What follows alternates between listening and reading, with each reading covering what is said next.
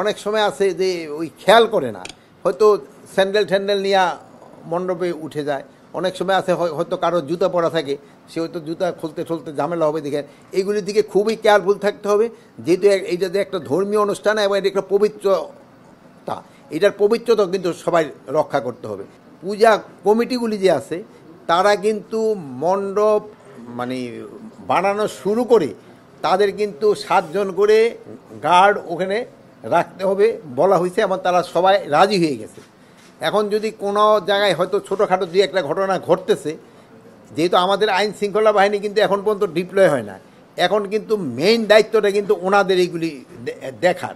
আর 24 তারিখ থেকে আমাদের আইন শৃঙ্খলা বাহিনী ডিপ্লয় হয়ে গেলে এটা আমাদের একসাথে, বাট এখনও আবার শুধু ওনাদের দেখা তা না, বাট এই ভিতরেও আমরা এখন ইনস্ট্রাকশন দিয়েছি যে আমাদের যে থানা পুলিশ রয়ে গেছেন, তারপরে র্যাব, বিজিবি, আনসার, এরও এখনও পেট্রোলিং করবে, বাট অন গ্রাউন্ড ডিপ্লয় হয়ে যাবে হলো 24 তারিখ থেকে।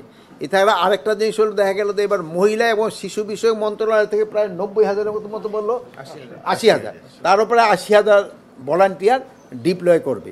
তা আমরা ভাবতেছি সব কটা যদি হয়, আল্লাহ দিলে খুব ভালোভাবে পূজাটা উদযাপিত হবে। আর একটা জানেন, এটা একটা ধর্মীয় অনুষ্ঠান এবং এটার কিন্তু পবিত্রতা রক্ষা করা কিন্তু সবার দায়িত্ব।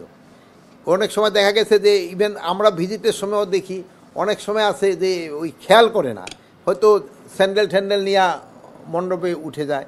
অনেক সময় আছে হয়তো কারো জুতা পরা থাকে, সে হয়তো জুতা খুলতে ঠুলতে ঝামেলা হবে। দেখেন এইগুলির দিকে খুবই কেয়ারফুল থাকতে হবে, যেহেতু এইটা যে একটা ধর্মীয় অনুষ্ঠান এবং এটা একটা পবিত্রতা, এটার পবিত্রতা কিন্তু সবাই রক্ষা করতে হবে। এই জন্য কোনো অবস্থায় যেন এটার পবিত্রতা ভঙ্গ না হয়, এরকম কোনো কাজ যেন কেউ না করে।